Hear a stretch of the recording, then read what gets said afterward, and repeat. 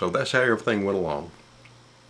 But I want to get down to what I said the other day. Some good things has happened to me since the first of the year.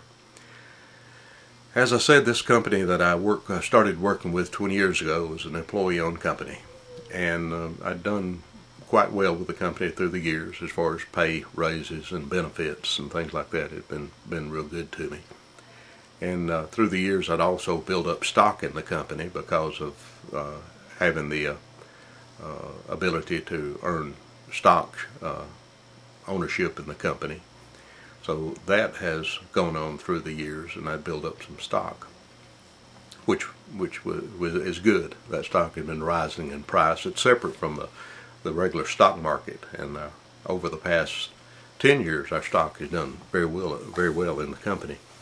And I might mention the project I've been working on since I've been there. Over the past about half of my career since I've been with this company, over the past 20 years, I got involved in now I won't go into details on it, but it's a mobile laser system that we developed there at our company. And my part of that mobile laser system was the mechanical design part of the system of the vehicle. And that's still ongoing, still going on. I work on it every day and have worked on it for the past 10, 12 years. And it's a real good project. It's been very interesting, been very rewarding to me.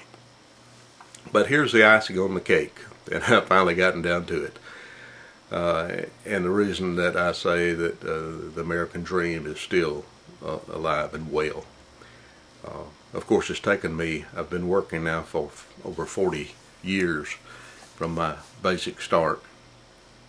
And reminding you again, too, that I started out in that log cabin 62 years ago with, we really had nothing other than each other, our family, which is of utmost importance.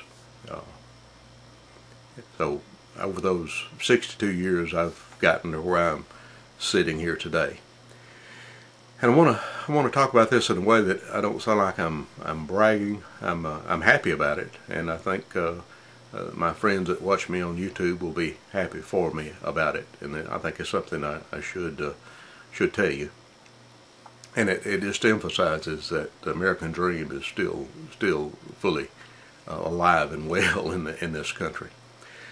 As of Friday of this coming week, tomorrow being Sunday, on Friday of this week, there will be a vote in our company, and we're assuming and almost sure that the vote will be in the affirmative to sell our company that I work at right now to another company.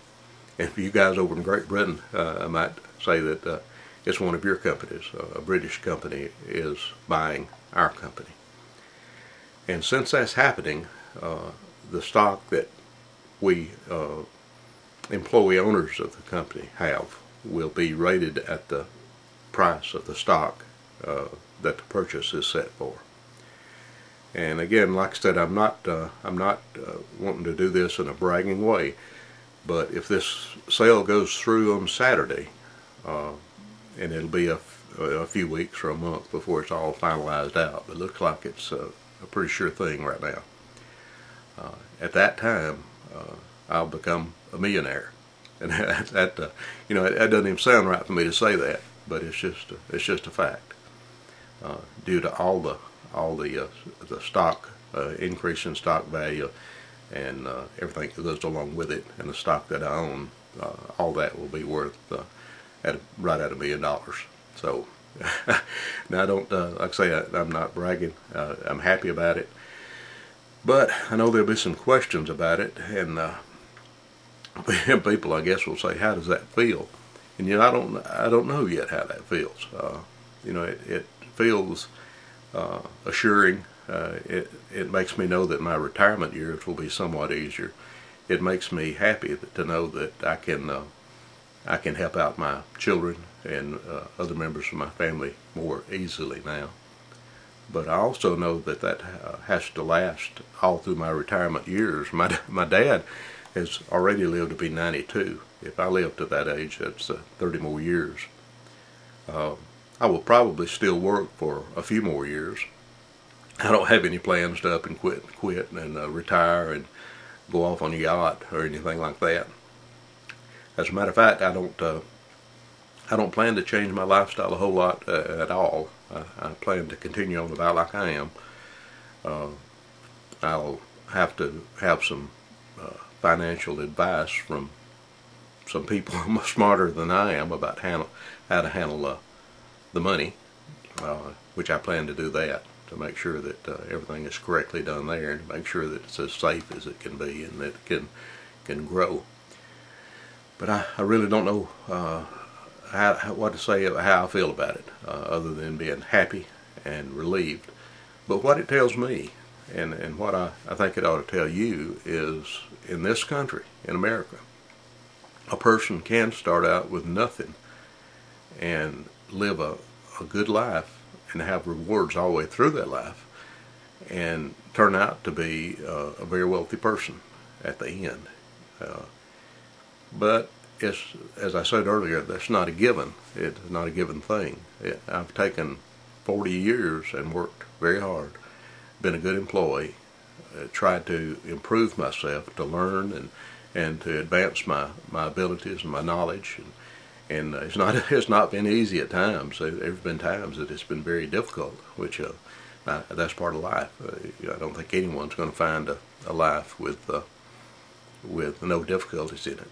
But my point is that all those difficulties and all that hard work and all that went into making the last 40 years is finally paying off.